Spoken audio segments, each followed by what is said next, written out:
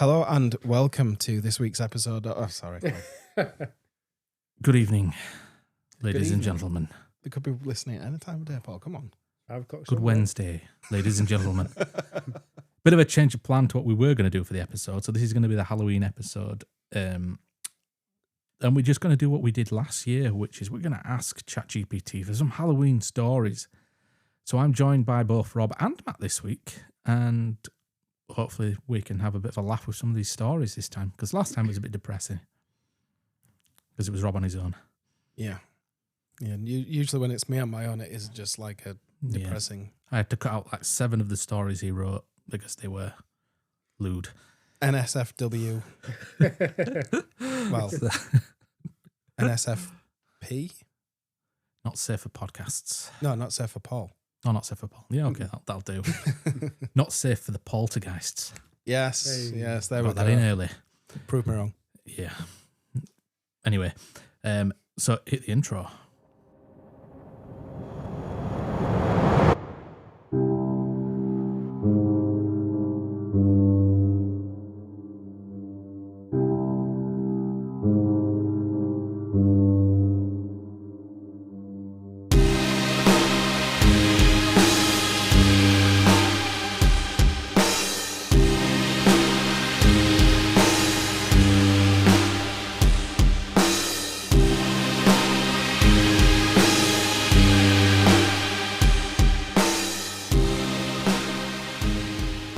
First story we're going to start, as always, we're just going to ask ChatGPT to tell me a ghost story for Halloween. So let's see what it comes up with. The Lantern Man. Every Halloween, the mist rolls thick across the marshes outside the old village of Renford. Locals know to stay inside after dark because that's when the Lantern Man walks. Long ago, he was Thomas Gray, a ferryman who guided travelers through the fog. One bitter night, he refused passage to a poor widow who couldn't pay. By morning, her body was found in the swamp, her hands clutching a broken lantern. Racked with guilt, Thomas went out searching for her spirit, only to vanish himself. They say he drowned in the marsh, and his soul never found rest. Now on Halloween, when the fog creeps in, a single light moves across the wetlands. Sometimes 2 lights, sometimes more. The locals whisper that those are the souls he's lured away. People who followed the glow, thinking it was a way home. One year, a group of teenagers decided to prove it was just an old ghost story. They went out into the fog, cameras rolling, laughing as they called, "Lantern Man, show yourself!" Only one of them made it back. Shaking, soaked to the bone, he said the mist moved like breath around them, and a voice whispered from the dark, "You can have my light, if you'll take my place." The boys' lantern, because they all carried one, still burns in the marsh to this day, right beside Thomas Gray's. And every year since, there's been one more light. So that was the Lantern Man. I'm pretty certain that's pulled in a lot of inspirations from different different stories there. Rob found it hilarious. So crap. Lantern Man, world's worst superhero. He tries to save you in dark and mist, just gets you killed in marsh instead. He didn't try to save anybody. He literally let an old woman die. Oh yeah, And then yeah. felt He bad about sentenced her to death, then like got sad and went and killed himself by disappearing in thin air or whatever it said. Through he did. blackest light, through darkest night, no evil shall escape my sight. Is that what he said? No, that's Green Lantern. Oh, thought it was Judas Priest, but all right. No, that's breaking the law. So yeah, that was the first story. So we'll build on the stories and we'll ask for a bit more information. Not on that same story, we'll ask for a different story about something specific. About the Lantern Man, yeah. What did you think of that story? Well, if I was asking myself, right, a ghost story, Lantern Man, yeah, I first thought of straight away, superhero. Mm-hmm. And not a good one. No. And then, why is it always like kids? I don't know. I'm thinking it's probably taken inspiration from previous stories we've asked, and it's building on, bringing in prompts from previous stories, because we've had one about teenagers in forests. I think because the way it was, obviously I know it's AI telling it, but he didn't really tell it in a scary. It was almost like he was telling it as like a bedtime story. Yeah. Yeah, very much so. Can you get him to tell it in more in a creepier voice? In a creepier tone, we can. I mean, we can ask it for the next story in a creepier tone. ChatGPT, can you tell us the same story but better? Yeah. And instead of Lantern Man, what's he going to be? Interesting. That's what they first come up with, like lantern. Was it's Halloween related, isn't it? Jack o' lantern. Yeah, absolutely. Yeah. Yeah, jack-o'-lanterns. Yeah. So I generally didn't know it could read. See, is that just a thing on here? yeah, you So I just didn't ask know it it to could read. read stuff Yeah, to you. you just ask it to read aloud. You've clearly not listened to the other episodes, have you? This is Paul versus the Paranormal number 3 fan. Whispers in the cornfield. It was Halloween night in the small town of Hollow Creek, the kind of place where the wind always seemed to carry secrets. The fields stretched for miles, tall corn that rustled even when the air was still. Every year, the locals held a bonfire just beyond the fields, but nobody ever went in. Not since the night of the harvest fire 30 years ago, the night the Miller family burned in their farmhouse at the edge of the corn. Only their youngest son, Jacob, survived. He never spoke again. They said that if you walked the fields on Halloween, you could hear voices whispering between the rows. At first, it sounded like the wind, until it said your name. This year, 3 teenagers, Amy, Nate, and Chris, decided to test the legend. It's just a story, Chris laughed, kicking through the dry stalks. The moon was low, the air thick and wrong. Then Amy froze. Did you hear that? Something moved ahead, a flicker of orange light between the stalks. A lantern. Hello? She called. No answer, just a faint humming, like someone singing an old lullaby through broken teeth. They followed the light. It weaved deeper and deeper into the field until the rows seemed to twist around them. The air grew colder. Then the lantern stopped. It hung there, swaying, yet no hand held it. A whisper came from behind them, close enough to stir Amy's hair. It's harvest time again. The lantern dropped.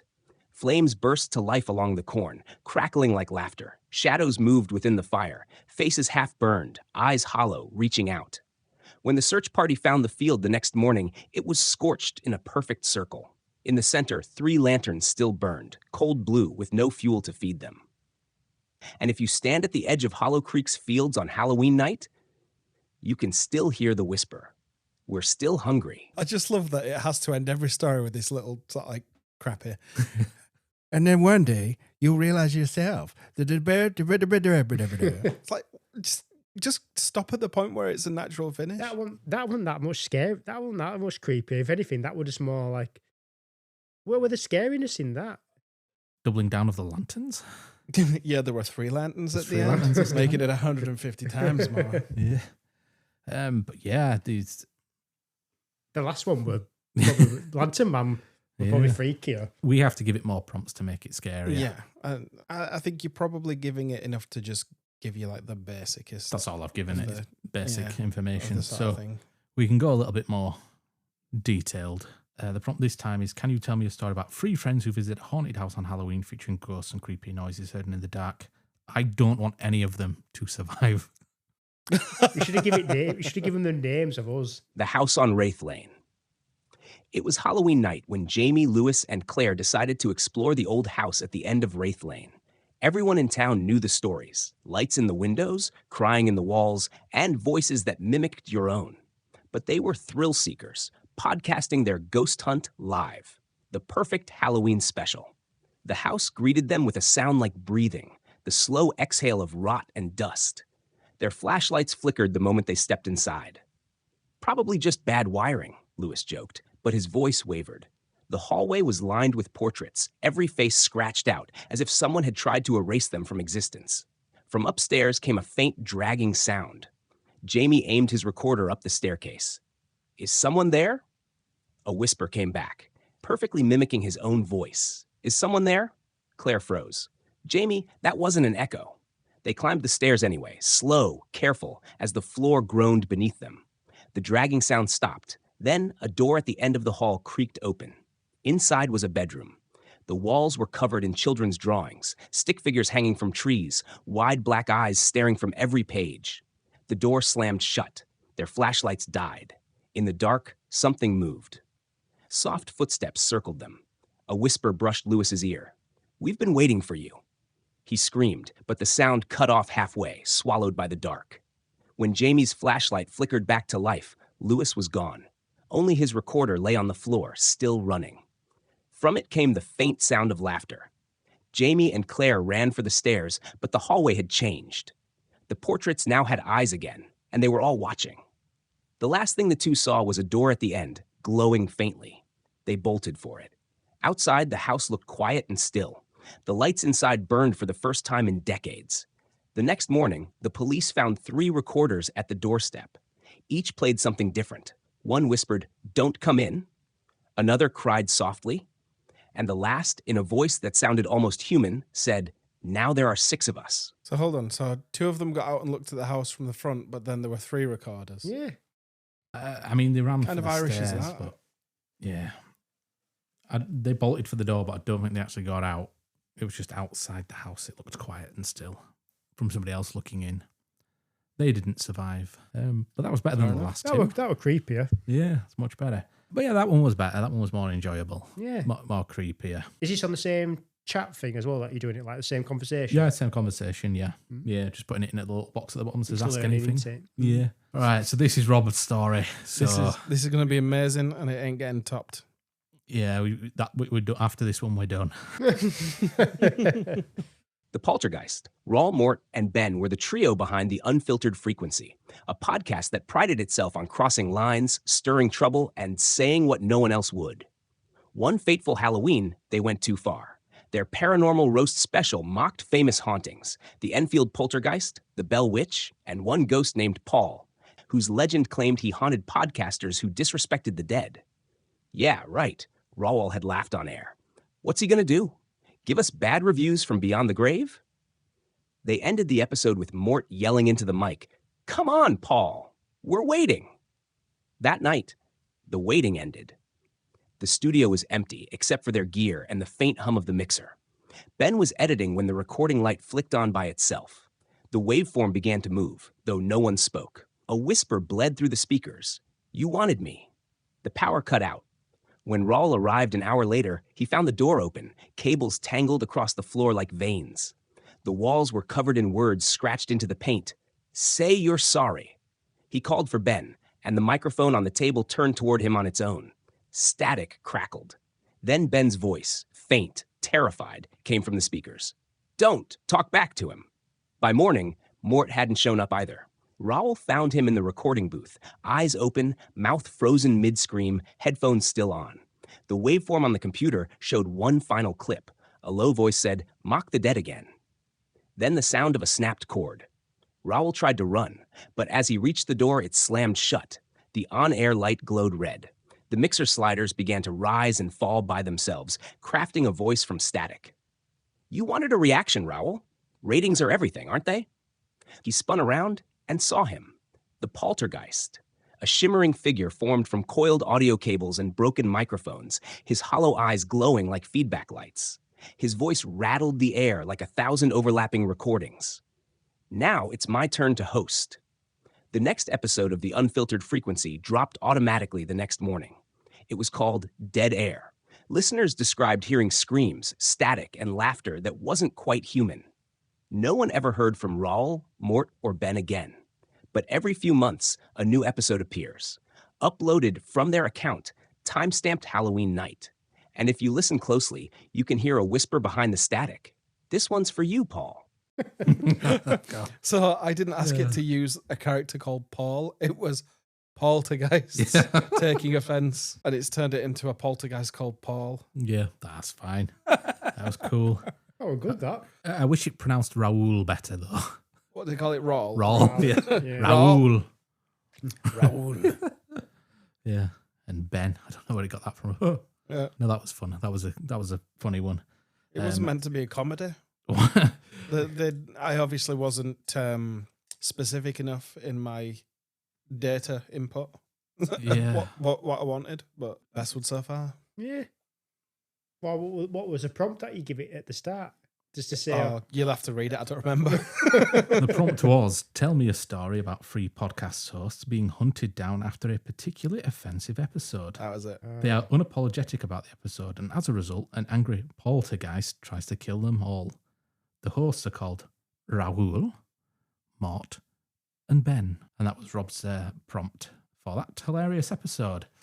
although he got it to be like a a comedy, like a. Because I didn't put anything about comedies in there. Yeah, No. nothing in there says Unless comedy. he's taken like the offensive bit as like, oh, it was like you're roasting it. Oh no, did you say that though in it?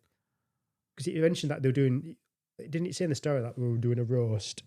They were And they did. unapologetic about. They did a particularly offensive episode, and they were unapologetic about it. It's meant to be, oh, we're going to offend everyone, and we don't care, kind of thing. Yeah. Instead, it turned out to be, well, that. Yeah. Right. This is so this is Matt's go a ChatGPT story. So you're probably going to be back for the next episode. Well, let's have a listen. The blind sailor's last voyage. They called him Old Silas Gray, the blind sailor of Whitby Bay. His eyes had long since clouded like sea glass, but he still claimed he could see the ocean better than any man alive. "Sight's a liar," he'd growl to the younger crew. "The sea doesn't speak to your eyes, it speaks to your bones." Years ago, Silas had loved a man named Paulette, a fisherman with hands like driftwood and laughter that could chase away storms. They lived together in a weather-beaten shack above the cliffs, their nights filled with the rhythm of the waves and the whisper of the tide. But one night, Paulette never came home. His boat was found shattered on the rocks, the nets torn, and not a trace of him left, except a single silver chain tangled in the mast. They said he was gone. Silas didn't believe it. "The sea took him," he said, "and the sea gives back what it owes." So one black November night, when the fog lay thick as wool and the moon was smothered, Silas set sail alone. Blind, half mad, his boat creaked into the open waters, guided only by the sound of the waves and a memory of laughter on the wind. For days, he drifted. The compass spun endlessly. The gulls stopped following. And then, on the third night, he heard it. Faint at first, carried over the black water. A voice, soft, familiar, calling his name. "Silas," he smiled, tears saltier than the sea. "Paulette, that you love? Come to me," the voice whispered. "The water's warm tonight." Silas leaned over the edge, reaching into the dark. Something cold brushed his fingertips, something that felt like a hand.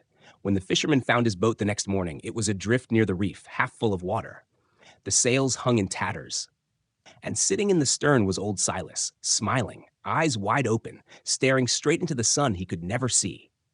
They buried him on the cliff beside the sea. But sometimes, when the fog rolls in thick, sailors swear they can still hear his voice on the wind, whispering softly to the waves. I found him. He was waiting beneath the tide. Did it call Paulette? Paulette. Fair. So the inspiration behind that was it's recent. I think there's a second one that's just come out, Popeye the Sailor Man, but it's like a horror. Oh, have you seen Oh, it? all right. No. It's awful. Right. It's so good. It's awful, but it's good. Right. And I've recently seen, and that's what I looked at. That it reminded me of it because it's basically like a really bad. It's a Popeye, but it's like a distorted Popeye. And they've just recently done a second one of it. Is it like they did with Winnie the Pooh? Yeah. That's Yeah. Which is really eerie, and that's what came into mind. Well, that was more of a love story, that wasn't it? Yeah, it's like, Why is the man called Paulette? Yeah, I'm still a little bit hung up on that. It's like, what kind of a name is Paulette? I think I put Paul. No, it says Paulette. Oh, did it? Yeah. Oh, unless it's corrected it. It must have auto-corrected it, yeah. A man named Paulette. So... It was gentle. It was, yeah. Oh. Well, yeah, that was interesting. It was a nice twist. Yeah. It wasn't... I think straight. I think the prompt was a fateful voyage. Not as bad as the first one, Lantern Man. Oh, yeah, Lantern Man. I forgot about that. I'm going to there's one last one now. So, Laugh until you die. It was the biggest night of the year for Hollow Hill's Hell House attraction, Halloween. Every year, hundreds lined up to be scared out of their wits by fog machines, flickering lights, and the performers who brought the screams to life. But that year, something was different. The staff kept talking about the new clown. No one remembered hiring him, but there he was, red curls matted with grease, yellowed makeup cracking around a grin too wide to be human. He didn't speak much, just laughed, that soft, choking laugh that made your skin crawl. The manager figured he was some method actor from the agency. Good energy, he said, really sells the part. By midnight, the line stretched around the block. Inside the Hell House, the guests wandered through strobe-lit rooms filled with the usual horrors, fake corpses, shrieking actors, mechanical ghouls. But this time, the screams sounded different, more real. When the first body was found, a guest slumped against a wall with a painted smile carved across his face. Everyone thought it was part of the show, even the staff. The clown appeared again and again throughout the night, sometimes in a mirror, sometimes in a corner. He never stayed long enough to be caught on camera, but witnesses swore his makeup was wet, like it had just been painted in blood. By closing time, most of the actors had gone missing. The manager radioed for them, but only static came through. Then a voice, deep, rasping, playful. Want to see a trick? The lights went out. When they came back on, the walls of the attraction were painted with new murals, red handprints, streaked faces, and that same wide grin repeated over and over. Outside, the crowd applauded, thinking it was an extended finale. But when the police arrived hours later, they found the doors chained shut from the inside. Every corridor led to the same room, the clown's room. And in the center sat a single jack-in-the-box, still turning slowly. Pop goes the weasel. When it finished, the box fell silent. Then came that laugh again, echoing through the empty halls. The Hell House reopened the next year under new management. No one ever found the clown.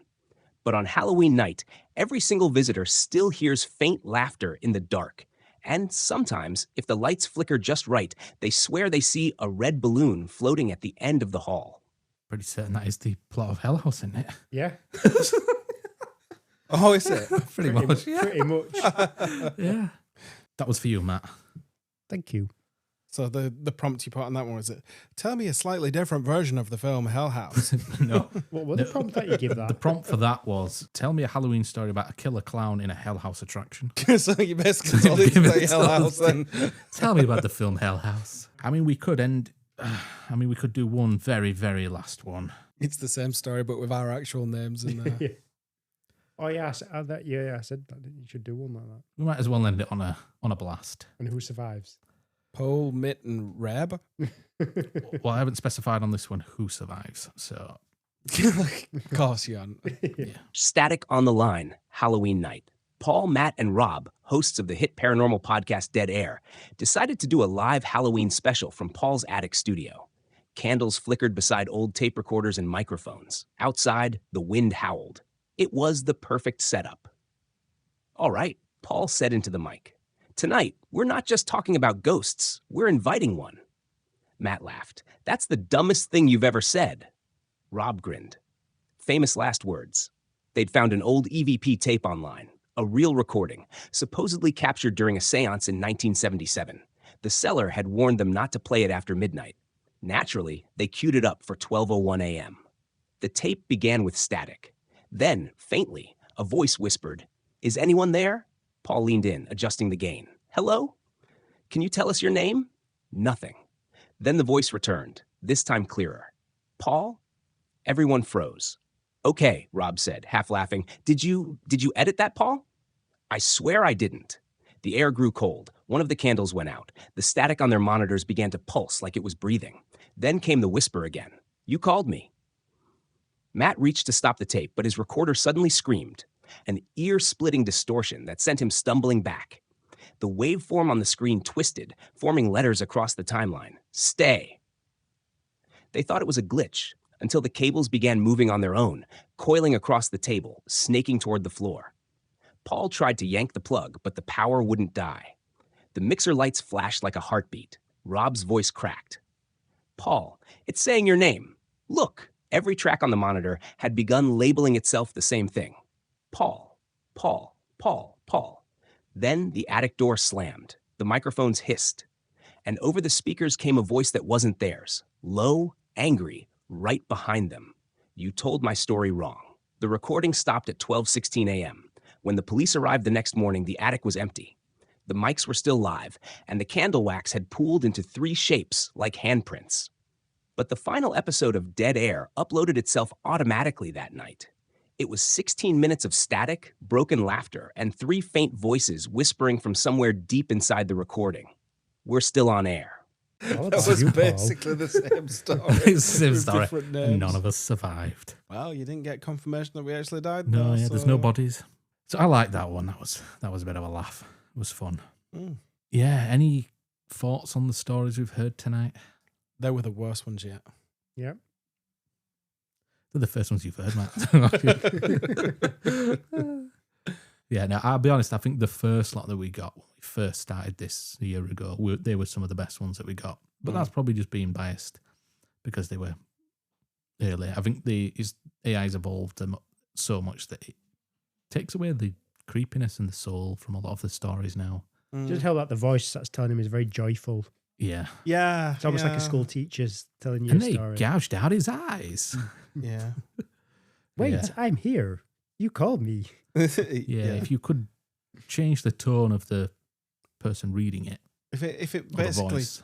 had a narrator and then characters, like Mm. different voices. Mhm. Yeah. Yeah.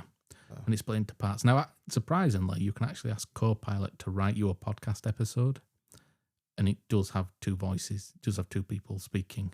They're really AI and terrible, but they do it like an actual proper podcast episode. How would anyone tell the difference? Well, anyway, he's taking great offence to that joke. I was trying to think of something to say about you, but something witty. yeah, a witty comeback. But yeah, that is a story, is there? I think we'll call that it. This is going to be a Halloween episode. And then we've got another episode to come after that. And then we've got more ready. Is there any shout outs to your fans? Poltergeists. We did that at Yeah. the beginning. Poltergeists. So that was another AI tells us Halloween stories for this year. If you've enjoyed it, remember to like and subscribe, leave a comment. It helps out the engagement.